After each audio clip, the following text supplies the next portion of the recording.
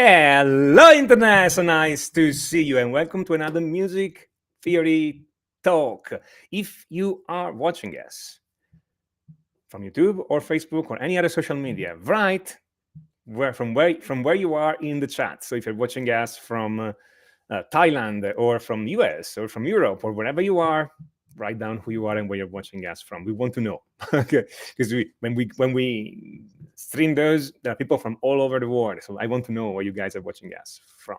And as usual, I'm going to introduce our guest in a moment. But if you have any questions, and you are going to have questions on this one, write your questions in the chat, okay? Because we want to hear from you and we want to answer your questions. We want you guys to be able to use what we do today, because what we do today, it's incredibly useful, okay? I'm actually really excited for this one because our guest sent me a document with what he wants to talk about today. And I was looking at this point and like, that's good. That's good. Oh, that's great. I didn't think about that. So I actually want to hear everything that he's going to talk about today. So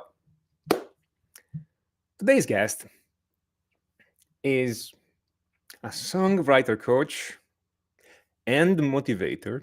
Okay, because to write song, you need to be motivated. Okay, and I'm not saying he specializes in creativity, but he is one of the most creative and original people I know. So that's that. So let me introduce you guys to Jeff Wiggins. Wait, I don't want to make you small here. Sorry, Jeff. Jeff, I think your microphone is off. Hello, Internet. There we go. How's it going, Jeff? It is going well. Thank you so much for inviting me on. I appreciate it. Thank you for coming. Pleasure having you. And then one of the first who actually gets to score you as a guest. You haven't appeared much on YouTube yet, so No. You guys heard about Jeff here. In the future, you guys heard about Jeff here. Okay, so I'm new to the interwebs and the live stream. Into the live stream. Okay, so Jeff, let's talk about creativity. People are very confused about creativity. People think they have it or they don't have it, and they don't know if it can be learned. They don't know if it can be taught. They don't know if it can be trained or improved. So, what's your view on all that? Well, my goal is one of my goals, I guess I should say, is to get people at no matter what level they're at to start being creative. Now, I mean, you're going to have some limitations, obviously, if you're new to the instrument of choice that you're playing on, and most of your viewers are guitar players, right? So, but I think people have this sense of that they have to wait. Once I learn this, and once I learned that, and once I mastered this, and my picking is flawless, and my legato is perfect, and et cetera, et cetera. Once I do all these things, then I can start being creative, right? And this I want to keep people away from. I mean, one of the things with me, when I first started guitar, was I really didn't want to well, I did want to learn cover songs and stuff like that. I loved Metallica. That was my thing, man. I gotta learn how to play like them, man. This stuff is amazing. Sure, I had that, but I really wanted to create my own music, man. And so, I got my guitar. I had no idea what to do. So I just sat there and plunked on one string, just trying to put sounds together, right? And that's all we're doing. In the end, don't worry about what you know in music theory and all this stuff, right? It's cool. It's important. It's an awesome tool. We want to get better at that as best we can, But really, sounds, and you have an opinion on those sounds, whether You like that sound or you don't like that sound, right? And that's really all you need, man. I mean, if I go like that, did you like that sound? Probably not. You know what I mean? Unless you're into ACDC, maybe. You know, but but you got that's all you need. You know, start with one sound, right? What's one sound say? Not very much, right? So we got to add another note. Okay, do you like this note? Yes or no, and that's all you have to answer. Do I like that note? Yes or no. You know, if it's yes, then do I want to add another one, right? And you just keep building out from there, and then start plunking around with how can I play different rhythms with these said notes that I like here. How could I make them sound a little bit differently, tonality speaking, or with how I'm articulating these notes, you know, the dynamics of it. How can I rearrange these notes in a different order? And do I like that? Oh, cool. Now I got this and I got that. I got two parts, right? And then we can keep going on and on from there. So, does that answer the question? That kind of does, yeah. That went on forever. It's good, and I like especially the thing like you already have an opinion on sounds. Okay, people are like, how do I know if what I write is good? You do. You just do. That's the thing. Okay, it's you like it or you don't like it. Really. Okay, and if you don't know if you like it, good. It may be good or not, but it's your opinion that matters, and you already have that opinion. Of course, you can become better at listening, more precise, more analytic, or more, how can I say, discriminating in what you listen. But you already have an opinion on what you like and what you don't. You know if you like rap, if you like dubstep, if you like metal, if you like pop music. You know that. So you know if you like those sounds or not, and how to put them together. Okay, and then you Yeah. learn.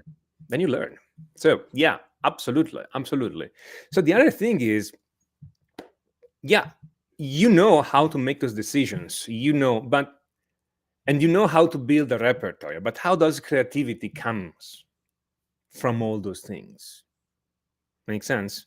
The question many people have is this: is like, okay, so I'm not creative, but yeah, I know how to decide.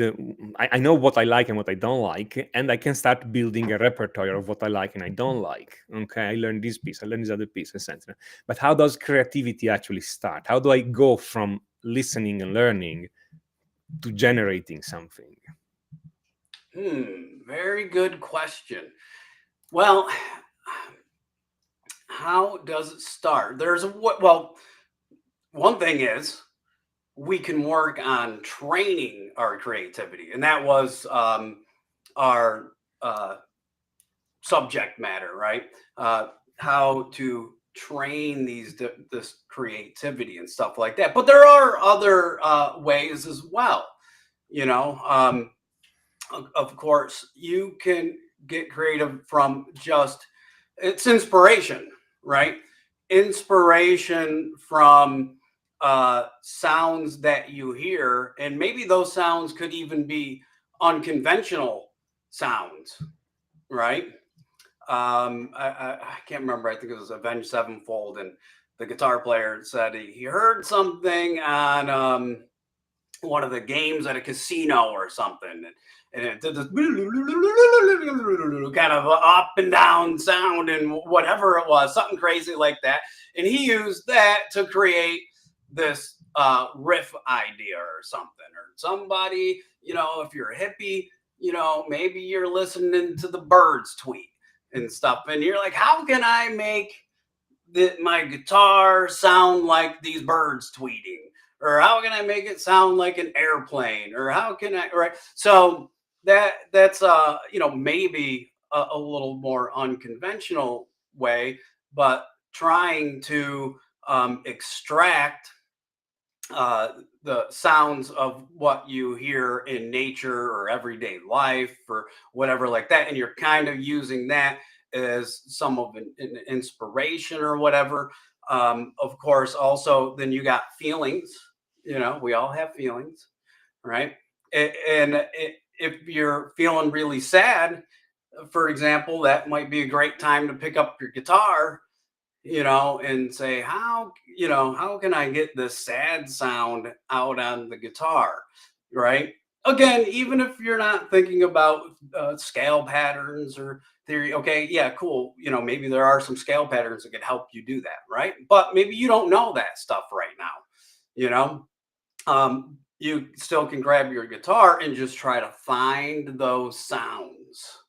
Find those sounds. How can I make it sad and things like that? So that's just some unconventional kind of thinking, right?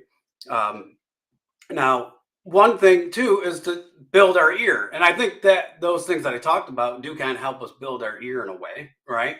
But also, there's kind of like the standard practice of you start when you start to build your ear, you want to maybe start to hum or sing or play along to a major scale or a minor scale or something like this, and we want to start internalizing the sounds the best that we can, right? And of course, I guess humming and singing along can kind of help you do that.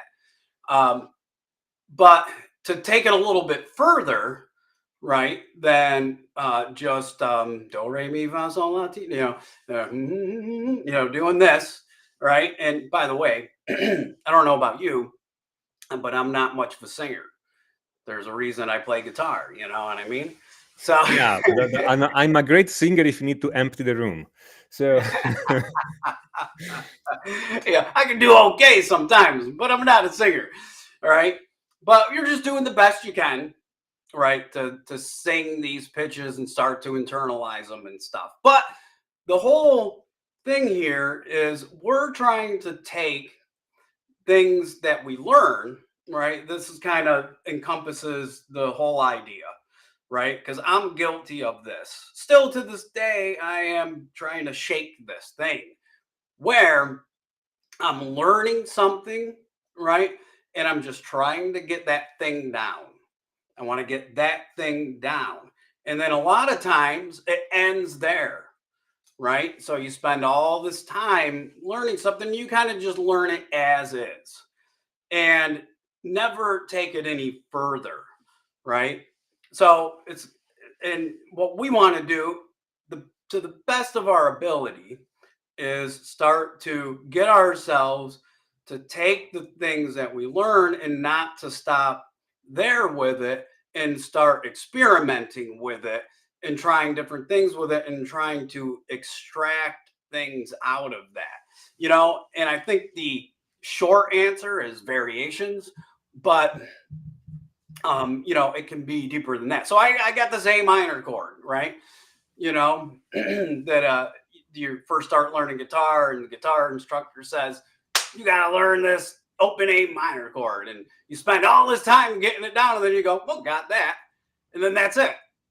Well, what can we do with that A minor chord, right?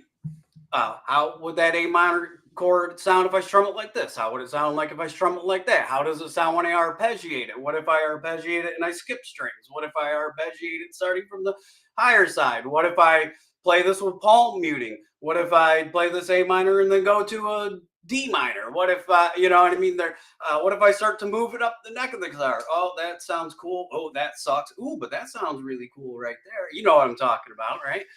You know what I mean? And what does it sound like if I'm hammering onto the notes in the A minor? What's it sound like if I add the open G to the A minor and okay, now it's an A minor 7, but you don't even have to know that. All you have to know is, do I like the sound of it?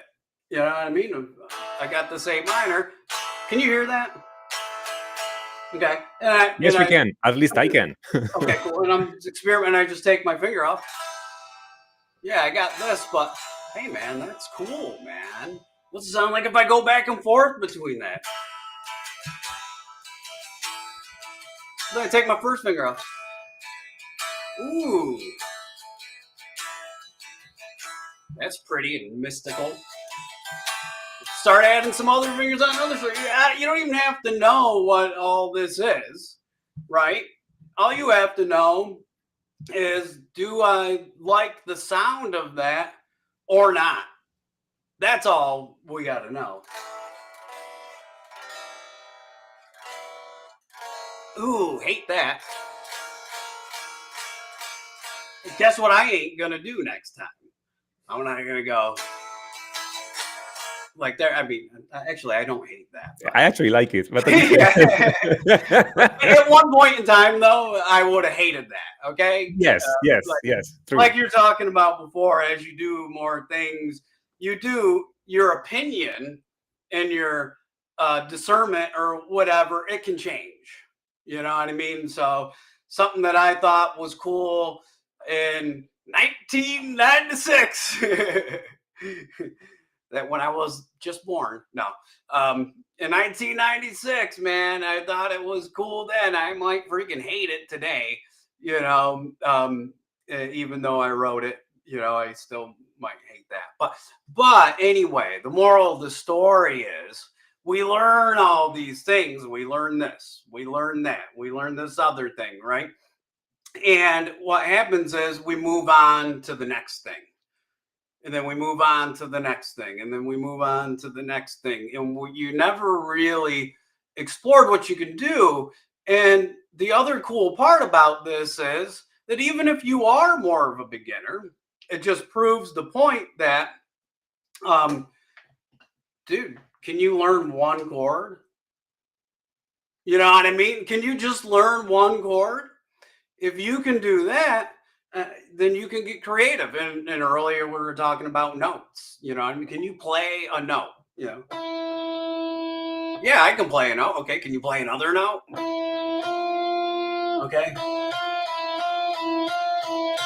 Do you like that? That's it. Do you like that? Yes or no?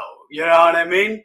And now, yeah, we can make those notes sound better when we play them. We can work on the technique. We can work on our phrasing and things like this to take them to the next level and all that type of stuff.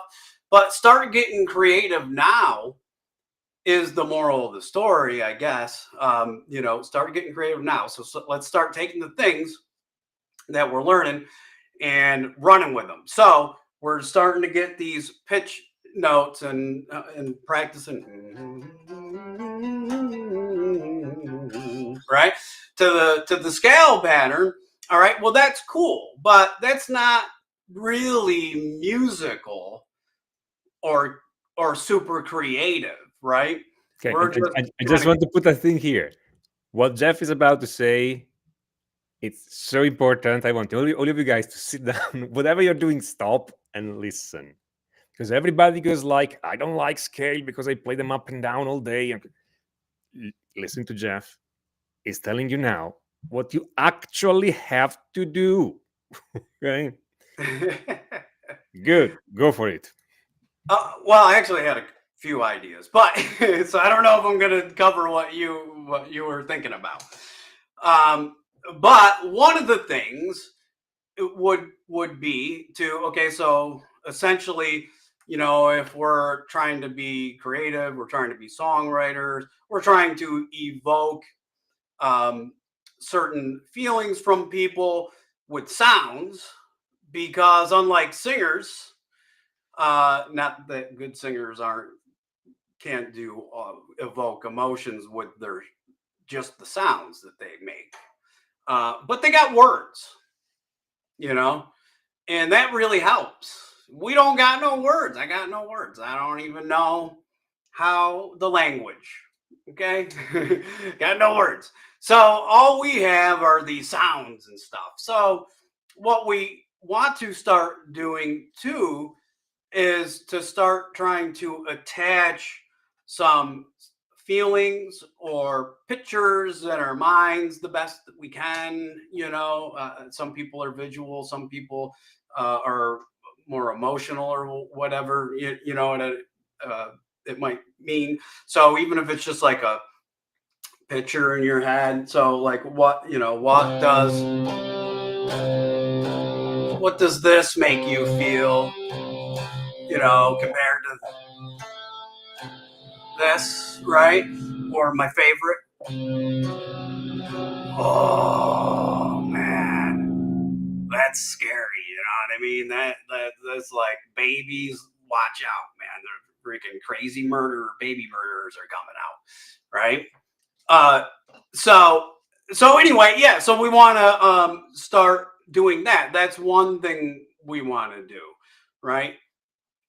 Start attaching feelings, sounds, pictures, whatever to the different intervals, and of course, what they are.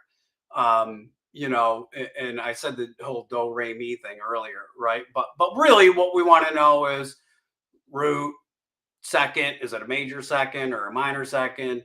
Third, major third, minor third. What is the interval that we're hearing? So then we know where to go when we want to find that, that sound again. So we want to do that. We want to start attaching these feelings to them, not just be able to hum them or whatever, right? And then did you want to say any more on that before I go on, or All this is perfect. Go on ahead. okay, all right, cool. So that's one thing we want to do. And then the other thing that we want to do is also we have more than just pitches and harmonies and stuff like that. With the guitar, we got cool sounds like hammer-ons and pull-offs and slides and vibratos. And if we could start internalizing that, that can be very helpful, especially when we get to the next part of what I'm going to talk about, which is start to try to hear the sounds in your head from the pattern, right? And then find it, right? So, and that's really ultimately what we want to be able to do, right? Is be able to hear a thing in our head, make something up, right? And then be able to find it on the neck of the guitar or on your piano or whatever it is, right? And play that, right? So you want to start immediately with that, even if it's just very simple, where you're not maybe skipping, making large leaps or something in intervals and stuff like that, but you're just kind of hovering around a note in the scale, like the root, and and then you're just trying to, okay, let me think of something. Now can I do that? You know what I mean? And even if you can't sing it really well, because like I said, I'm not a really good singer, so it's hard actually for me to physically sing something out loud, especially if it's something more complex, more than just going up from one scale degree to a next type of a thing. If you're skipping a scale degree or something, that's a lot harder for me to do. But you can hear it in your head, right? And that's what you do. Don't worry about singing it.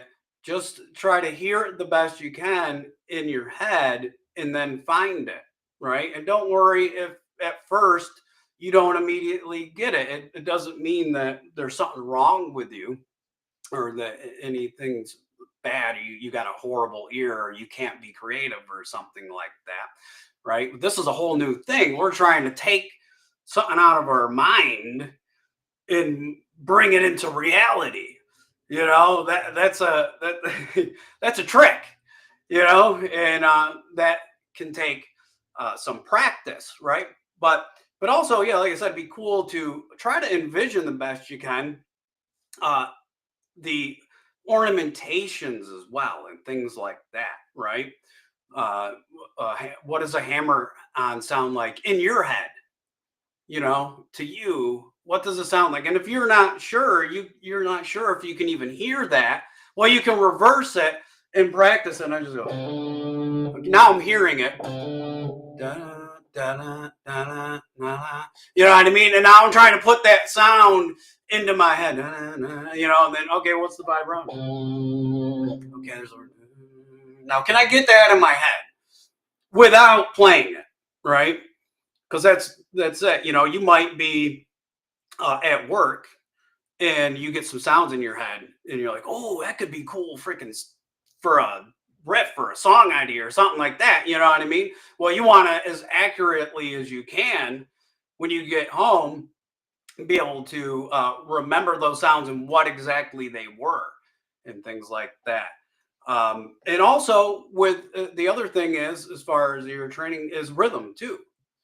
You know, try to come up with a drum beat in your head, even if it's a drum beat you already know. Just try to make it, create it in your head, you know. And I notice some things that aren't as clear as others, but they're there, right? And we're just trying to bring them up closer and closer and closer to our consciousness. The sounds, the things that are there, we're just trying to grab them and bring them uh, closer to the front and out into this physical world, right?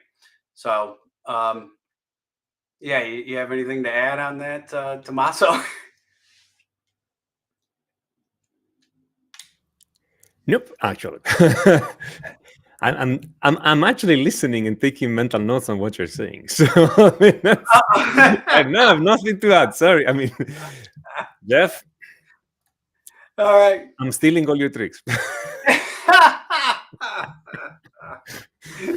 I don't know, man. Just things I think about, right? Yes, I know. But They come into my head, and the more deeper I think about it, I'm learning more and more. You know, because I've always wanted to be creative. That was one of my things. That's why I brought up the whole 12-year-old. That I was just, Mhm. just I didn't know what the hell I was doing. I was just trying to make something sound cool. You know what I mean? And that's what we all need to have. That's what we all need to bring into our lives. Is don't worry about how good you are, how good Tommaso is, or somebody else, or whatever, how much you know or don't know, or none of that stuff. Who cares? That don't matter. Just work on bringing the things that are inside of you, outside of you, onto the instrument the best that you can. Yeah. And you Yeah. You just see, keep trying it. there's this thing that people seem to have made all these a competitive thing. Like I don't want to play guitar if I'm not the best or this or that. Well, first of all, you're not gonna be the best the first day, so take it easy, okay?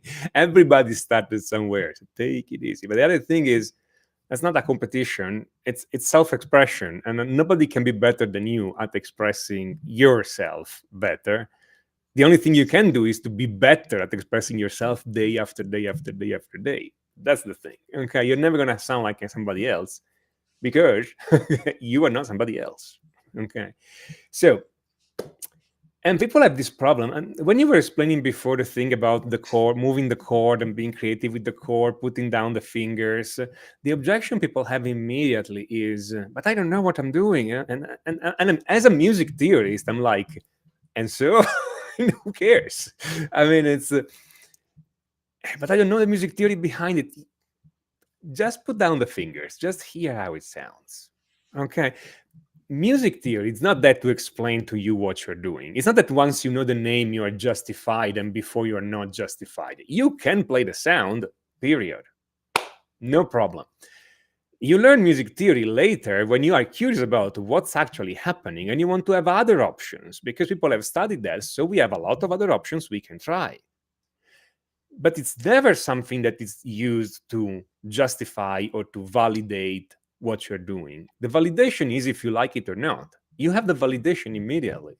You're never going to get any feeling of extra validation by studying music theory. It's not that you study them one day you're like, yeah, it's written in the book, so it's what it's right. I can do it. No, you could do it before. Who cares? Who cares if it's known, if it's not known, if it's completely new, if it's something we've done for centuries? We don't care. Do you like the sound or not? That's the point. The technique, the music theory, as the year training, it's to help you express yourself better. It's to give you material. It's to give you more stuff that you can grind in your brain so that you have more of these. It's not validation. So if people are like, once I study music theory, I will feel more secure in what now. No, it's not gonna happen. Okay, it's not gonna happen. You're not gonna feel more secure. You're actually gonna feel sometimes you're gonna feel more insecure, like, because now you know music theory, and when you compose, you still have the feeling like, I have no idea what I'm doing. I'm putting notes and chords together. I have no idea in what key I am anymore, but it sounds good, so I keep going. What do I want to hear after that? Well, this.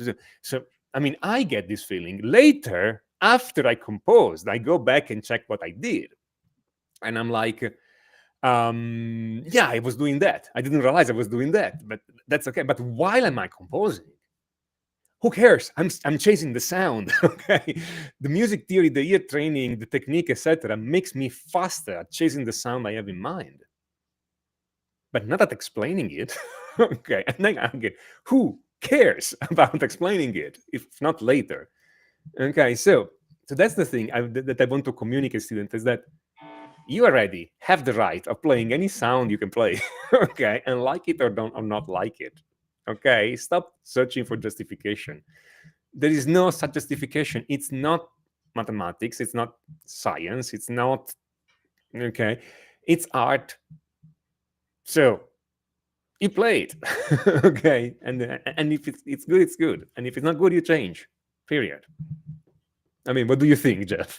Oh yeah, I mean totally. Like, and I like how you frame that too, because you or I were not by any means dismissing uh, seeking out uh, how to get better at songwriting and seeking out how to get better at music theory and how to get better at my guitar techniques and stuff. This is all important.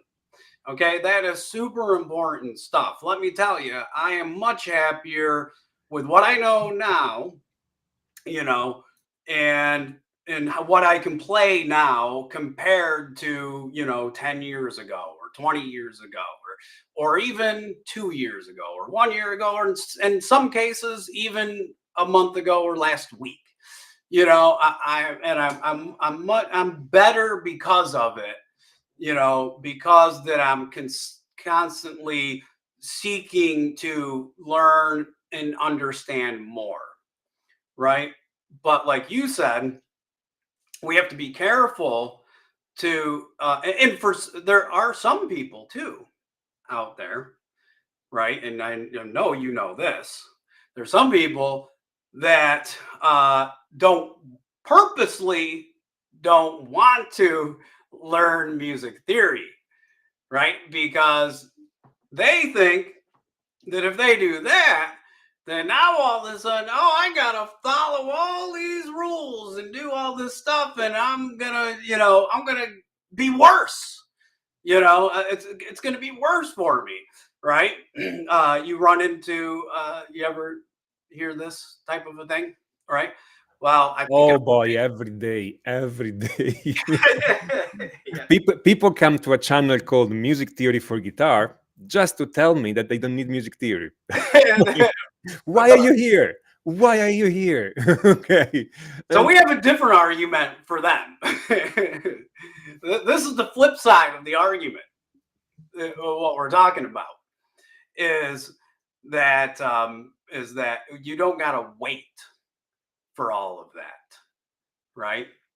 It doesn't matter where you are, and you can continue learning and growing more no matter where you're at in the spectrum. And I hope that my course and what I'm doing with my course, my goal is to make it very helpful for people at various levels of where they're at with their theory skills or songwriting skill. Maybe they've never wrote a freaking lick. I don't know. You know what I mean?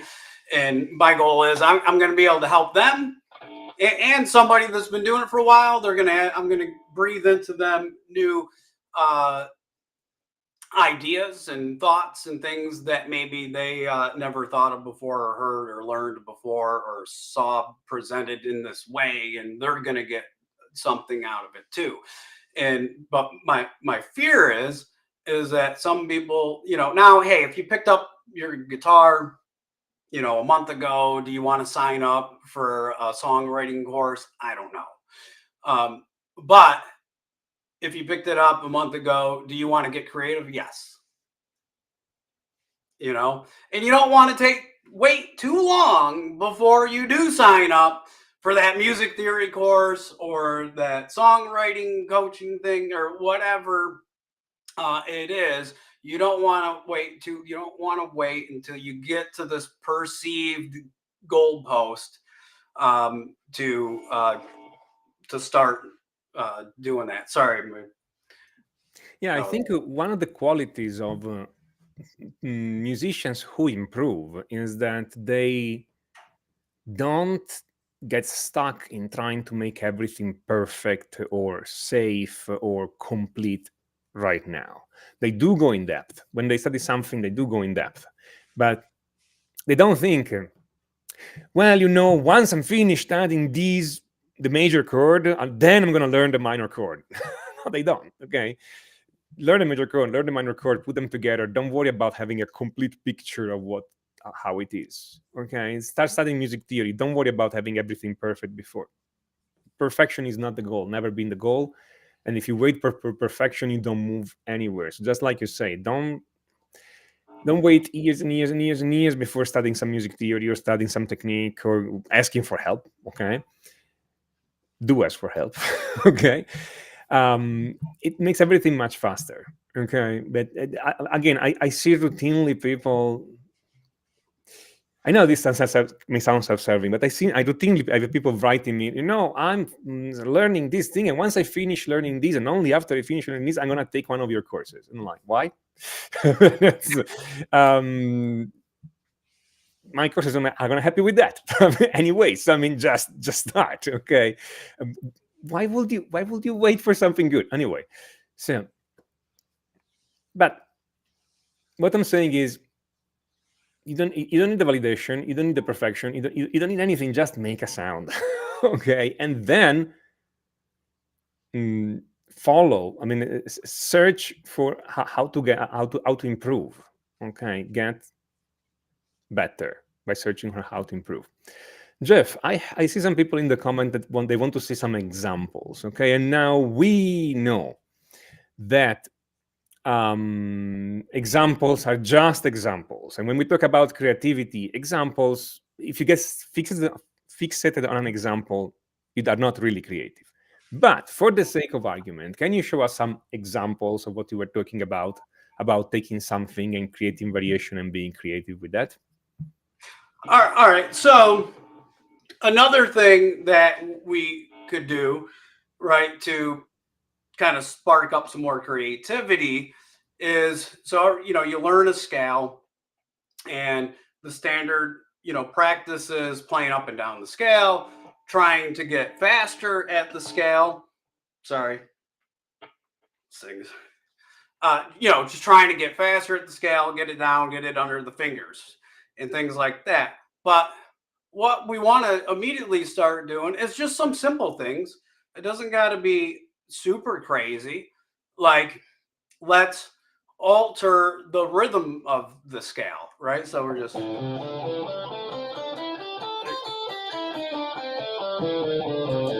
here's our pentatonic scale or our blues scale, and we're just practicing that up and down. Well, can you do some different variations of the rhythm of the scale?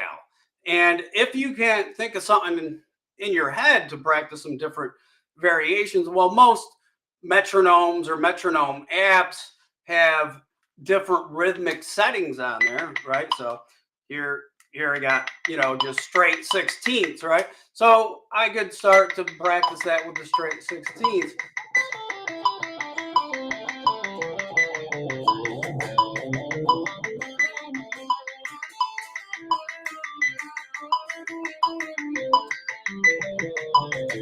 Right. So now I was throwing in some different things in there and stuff, and that's fine, right? It doesn't matter. It doesn't have to be a strict rudiment, kind of an exercise. And that's the idea, right? We're trying to do more creative things with it. Okay. And that's just like a straight 16th thing. But, most metronomes have different settings. So I got like the 16ths, this altered 16ths kind of thing. Now, can we do that with a scale?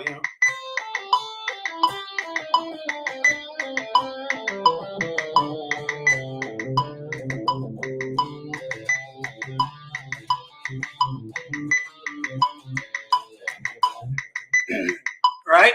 So now you're getting outside of your comfort zone and out of the standard play up and down scale patterns type of a thing, right? That you might find yourself falling into, and you're getting some different ideas. There's all sorts of different rhythms, and you don't have to. If you can't create them on your own, you don't have to start out creating them on your own. You can just take ones that already exist and then work on things with those different rhythms, right? Does that make sense, Tommaso? Yeah, it's perfect. It's see, that's the thing. It's not. It doesn't important if the rhythm is original to you, or the chord, or the scale if it's original to you. The important point is that how you react to that. So you take a scale, you take a rhythm, you smash them together, and see, hey, what can I do with that? And repeat and repeat and repeat with different rhythm and different scales, and you find something new. Right. Yeah, and you might find something that you really dig from this different rhythm. I mean, and honestly, in a way, it's all been done before, right?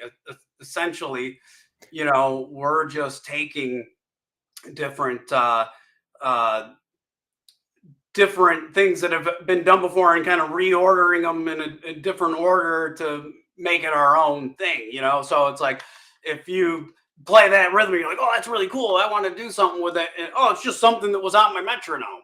I didn't make it. Well, no, you're gonna make it your own with the other things that you might do. As See, far that's as the great paradox of music, if you want. It's like everything has been done before. At the same time, there's still so many combinations that needs to be explored. So, and you know that you have the number too, don't you?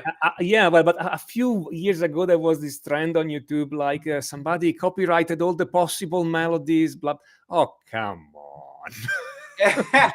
Please. Nah. Yeah.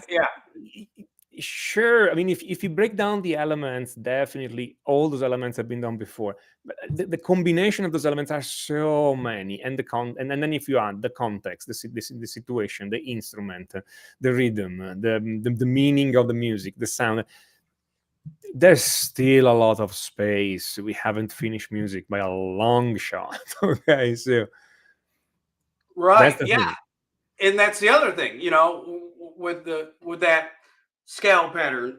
What about the dynamics of it? As you're practicing it, is it just going to be this the whole time, or can we do a little something different with it? A little softer dynamic.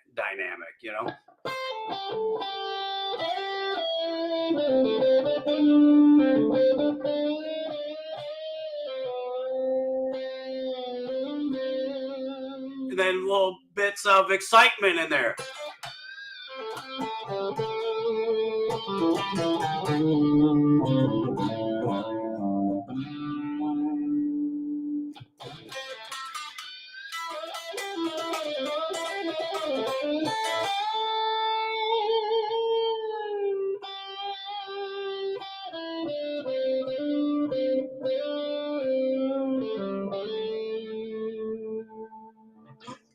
Just by thinking about something as simple as what am I doing here? You know what I mean? To make this more interesting, than, just your doing this, right? What am I doing down here to make it more creative and more interesting and stuff? And that's another thing that you could focus on instead of just practicing scales, practicing the dynamics of the scales as you're playing. Even if you are just playing them straight through, you can still, every other note I'm gonna accent. You know what I mean? Something Yes. like that. Even that's more interesting than this. That's not very creative, right? And the thing is that people have to give themselves permissions to do a small change, to try a small thing, because people are like, okay, so it's just accenting every other note. This is not really creative. Okay, but try it. Okay, then try something else. Then try something else. Do another small thing. You give yourself permission to do a small, little change to what you're doing. And then once you know enough small changes, those compound together, and then you get the big change. Right, exactly. Yeah, exactly. You're just trying little things here and there, and exactly, it all compounds up, and eventually you have more and more choices, I guess, is what it comes down to, of things that you did before, or new things that you're trying, and you can start to combine those things together, and that can be, really cool, another example with the scales or whatever is sequencing the scales, and that's something that it's a little work at first, especially if you've never done something like that before, right? But like one of my favorites is just threes,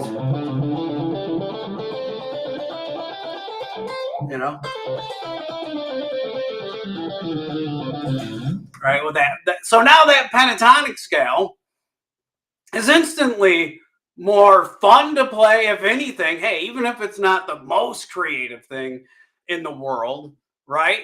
It's definitely more fun, man. You know what I mean? Than just playing up and down scale patterns, right?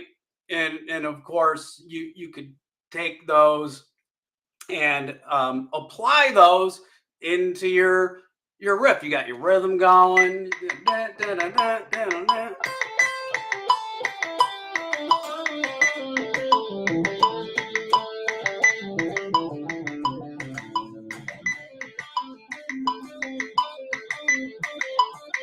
Yeah, that's just a little threes part. You don't have, what I'm saying is, you don't have to play the whole sequence all the way through, right? When you're just having fun and jamming out and practicing and stuff like that, right? You could throw in little pieces of it mixed in with some other things that you like to do as well, right? It could be boring over and over and over and over again. But I'm weird though, because I'll have fun playing up and down the whole scale, just doing thirds, what I mean? Sequences of three or whatever. And I know you're a big on sequences too. So I don't know if you had something you wanted to add to that. Any sequence is good. It doesn't matter how weird it is. That's the thing. It's I think people underestimate how far you can go with sequences, taking the small things and moving them around the scale. At a certain point, I was like, let's see how far we can go. Let's see how much we can push. So I actually programmed. I wrote a little a little code on my computer to find me all the combinations, and all the combinations are too many. So I just reduced a bit. But I did generate the tab for more than 600 sequences for the pentatonic and more than 1,000 on the diatonic scale. And I printed them out, and I have them the big thick printout. And occasionally, when I'm like, I want to play something new, I just grab open at random and play one of those. There's so much in there, so much. But yeah, it is crazy, and that's the thing that with something like this, right, sequences. You don't even have to know any. You can make them up. It's just like, you just think of like numbers. Like there's one I learned a while ago, and it was like 1, 2, 4, 3 or something like that, right? And I like the explanation of 1, 2, 4, 3. So you're just taking the first note in the scale, the fourth note in the scale, or second note, fourth note, then the third, and that's your sequence. And then all you're doing is building that off of. So for anybody that's never done this before, right, you're just building the sequence off of each note as you're ascending the scale, right? So if we were doing that the in threes, right, it'd be 1, 2, 3 off the root, 1, 2, 3 off the second note in the scale, 1, 2, 3 off the third note in the scale, and so on and so forth. So, but you can make any combination, right? It could be 3, 2, 1. Oh, now we're doing it backwards, right? Now we're doing it backwards, but it's just numbers, right? Anybody, that got past second grade, maybe, or whatever, you know numbers, so you don't have to be an expert at this. You make up numbers, this order of numbers, that order of numbers. I'm going to go to this order of numbers. Now you got endless, like you said. How many combinations? I had a 600 printed for 600 or 800. I think 600 printed for the pentatonic, and more than 1,000 for the diatonic. I haven't played all of them. I haven't. There's too many. Some of them are mental. I mean, like jump up a seventh and down a sixth, and oh, man. Yeah. But some are not. I mean, the one you just played.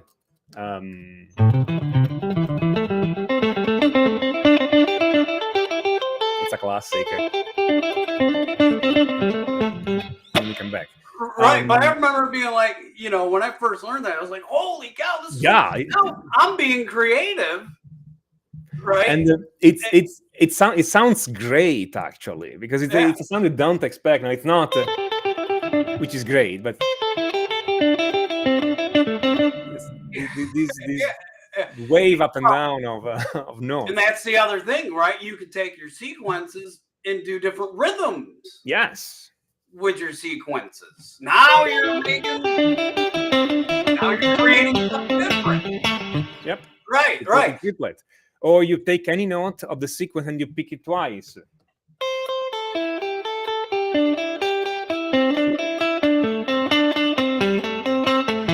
Which throws off all the rhythm, because now you have 5 notes.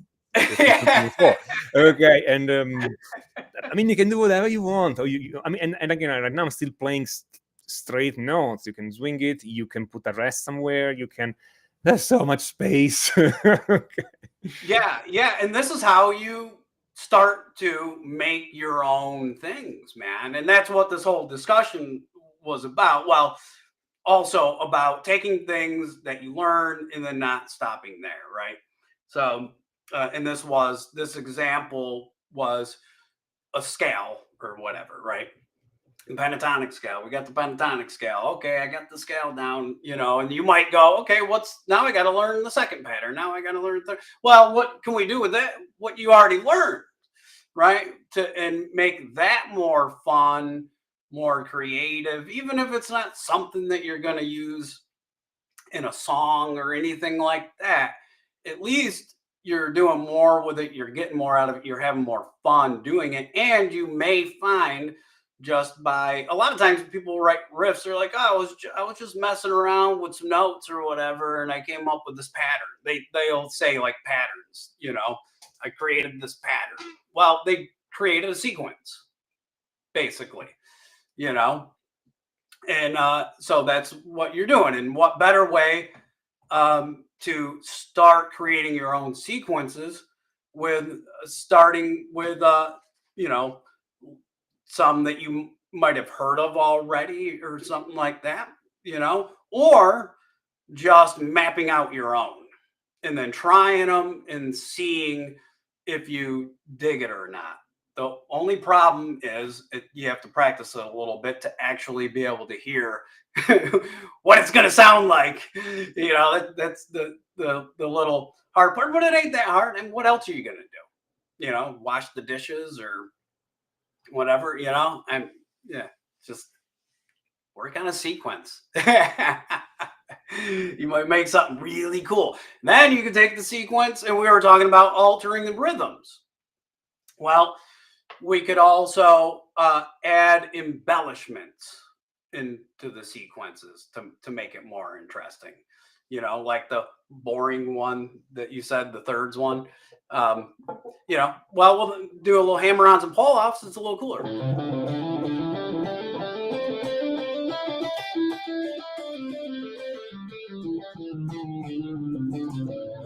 Yeah, you know what I mean? Now that's a little cooler, a little more fun, a little more creative. You know what I mean? Well, I know exactly what you mean.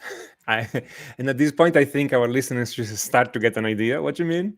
And the thing I want to say here, everything you've seen right now are all examples. Examples are not the whole thing, because the whole thing comes from you. You have to take a rhythm and a scale or a sequence, etc., and put it together. It's the act of putting those things together that it's important, not so much copying everything that Jeff or I are doing. So you guys can definitely rewatch this video and copy all the examples. As long as after that you go like, those are examples, I got the idea, and now you try to do something on your own. Okay, take a different rhythm or take a different scale or take a different sequence and try that. It's the act of playing something new every day, because you're changing the rhythm or changing the scale or changing the sequence, and now you're playing something new. That's what makes you a better, a more creative player. Just copying the examples is just copying the examples. Okay, so it's important that we have this distinction. Okay, because that's also this thing that people go like, I need to be more creative, so let me buy a book on guitar licks. And again, they're not bad per se, but if you only copy the lick, you don't learn anything. If you copy one lick and then you start to play variations, etc., then you become more creative. And most book of licks, this is a problem for most book of licks, because the licks are long and complicated and they work exactly only in that moment and situation, etc. I prefer books on licks where the licks are simple, so I have more space to change them. I mean, that's my thing. But so, Jeff, you have any final words, any final suggestion to all our listeners here? No. I mean, you stated it perfectly, right? Because I do know people like examples and stuff, but really, it is about doing it yourself. And you get caught up in examples, and that was kind of like where I started with. Hey, you learn this scale or this new thing, and you kind of learn it as is. And it can become the same thing with examples. Here's this example, and then you learn the example, and then you go, oh, that's cool, now I know that. But you didn't really do it yourself. You didn't, because you asked a question earlier, how does somebody be creative? Like, how do they even get going with being creative? And yeah, we have these suggestions and ideas and some goals that you can have, but really you have to do it yourself. You just have to start doing it, and doing it the best that you freaking can, man. And know that you might play most of the stuff that you might come out with, you might not even like, and you just got to be okay with that and keep trudging on. So, but that's something that I like to leave with people, and obviously what we were saying earlier too, which is start trying to do as much as you can with your creativity as you're learning. Don't wait, just as you're learning. And then if you're somebody that thinks music theory or songwriting ideas or whatever is going to put you in a box. We want you to get out, they go, Yes, no, it's not going to put you in a box. It's just going to give you more tools, more ideas, more things that you may have never thought of on your own, right? exactly, exactly. Now, I have a thing for our listeners, and that's one thing you guys find on my website. It's this ebook about the 18 tips to make a pentatonic solo sound professional. It is a book on licks, but those 18 tips are not just licks, they are the building blocks of licks. So if you go and learn those and then you put them together, and I'm showing examples, there are accompanying videos on this ebook, so you can go and see me putting those together and showing you how they're played and how to combine them. But if you learn those building blocks, even if you learn only 2 or 3 of those building blocks, incidentally, you can start putting them together in thousands of different ways. It's just Lego blocks for guitar licks, if you want. And so you can start becoming creative because you start getting this idea of not just learning the lick by heart, but I'm learning those smaller things and I start building things with those. And it's free. Okay, so you go download it, have a look at that, completely free. So you have an idea on how to start becoming creative. Okay, so now you had what Jeff told us. You have this ebook, and then of course you can always write me or Jeff. You can write in the comment. Whether you're right now here, you can write in the chat on the comment. Whether later you watch this video afterward, you can write in the comment. I'm still seeing them, and I can always forward them to Jeff. Okay, or you can just send us an email and ask for our help. Not a problem. Okay, we are here to help. Okay, thank you, Jeff, for coming today. And like I said, A guys, lot of you fun. heard about Jeff here first. Okay. So thank you for coming, Jeff. Thank you, everybody, for listening, and hope you guys got something out of that. Now grab your guitar and start being creative. And until next time, enjoy.